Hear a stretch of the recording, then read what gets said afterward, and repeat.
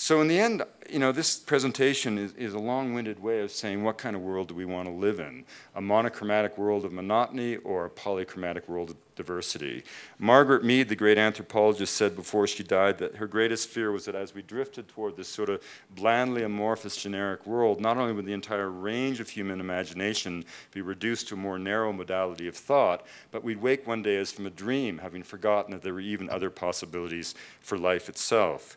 The goal isn't to freeze people in time like some kind of zoological specimen. It's really to ask, how can we find a way that all peoples can benefit from the genius of modernity without the engagement implying the death of their ethnicity? The goal it's not about the traditional versus the modern, it's about the rights of free people to choose the components of their lives. And the reason that is so important is that culture is not trivial. Culture is not decorative. It's not feathers and bells. This isn't an issue of human rights, and this is not an issue of nostalgia. This is about geopolitical survival. Because what culture really is a blanket of ethical and moral values that we place around the individual to keep at bay the barbaric forces that history teaches us lies beneath the surface of every individual and every society. It is culture that allows us to make sense out of sensation and find order and meaning in a universe that has none. It is culture that allows us to seek, as Lincoln said, the better angels of our nature. And if you want to know what happens when culture is lost and the individual, torn from the constraints of tradition, is cast into an uncertain world of disaffection and alienation, seduced by the allure of the modern only to secure a place in the lowest rung of an economic ladder that goes nowhere, you simply have to look at the points of chaos in the world today. Eastern Congo, where rape becomes a gesture of war, the chaos of Afghanistan, the madness of the shining path at the gates of Lima.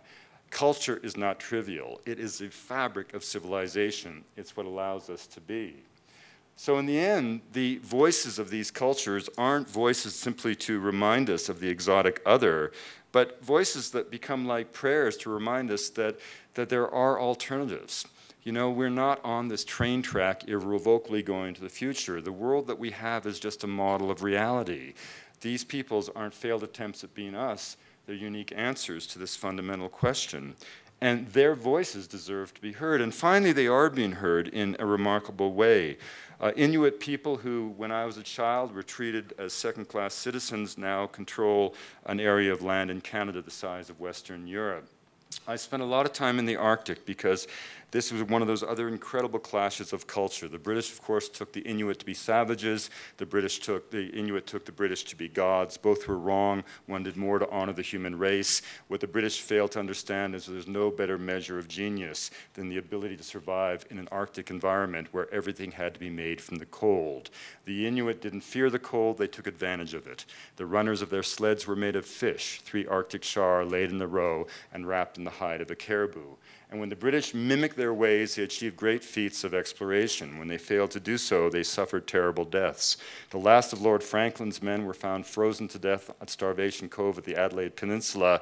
The British sailors were in the traces of the sled, hauling behind them a sled made of oak and iron that weighed 500 pounds. On top of it was a dory from the ship that weighed 300 pounds. Inside the dory were all the accoutrements of a British naval officer's dinner service, silver plate, and even a copy of the novel The Vicar of Wakefield.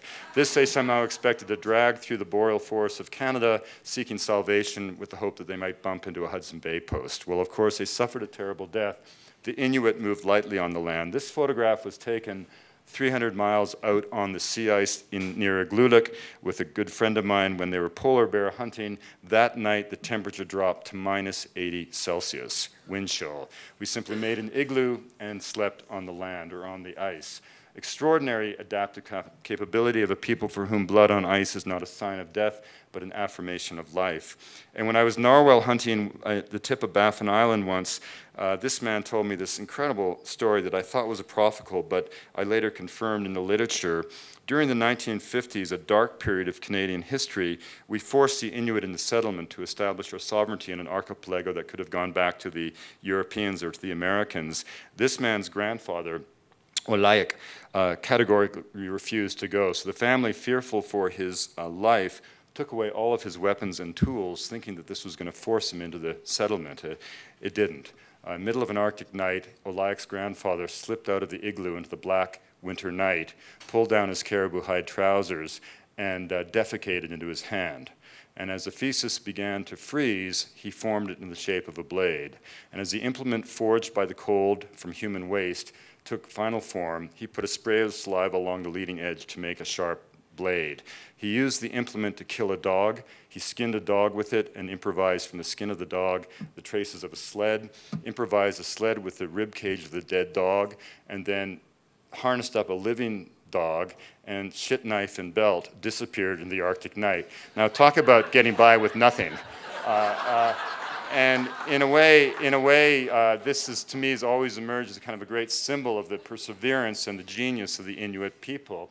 And that genius has finally been rewarded with recognition, but the tragedy is now they're dealing with something beyond their capacity to cope with after enduring so much. I traveled with a friend of mine from the Glulak we flew to northwest Greenland, and as we crossed the Smith Sound between Ellesmere Island and Greenland, a place where he had traveled with his dogs, his tears looking out the window, he just began crying because we were 12 degrees south of the North Pole in April. It should have been all frozen. It was all open water. And when we finally got to the community of Kanak, which is the only Inuit community in the Arctic that still exclusively uses dogs, we tried to go hunting, but we had to use boats because the water had simply melted. Traditionally here, the ice would come in September and stay till July. Now it comes in November and is gone by March. In the dialect of Inuktitut, in the polar Eskimo, as they call themselves, the word sila means both weather and consciousness, because weather is life. And Gretel Ehrlich, who was up there with us, a wonderful writer and friend of many of you, I'm sure, told an extraordinary story of her mentor.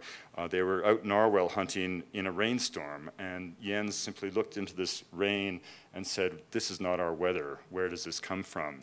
And now the Inuit are suffering from the actual consequences of climate change. So in the end, I just want to leave you with I hope you'll get a sense of my passion about this idea that we need the dreams of these other peoples. We need the visions that they represent. We need their hopes and prayers, because they really represent our collective prayers, because they are all part of our geography of hope. Thanks very much.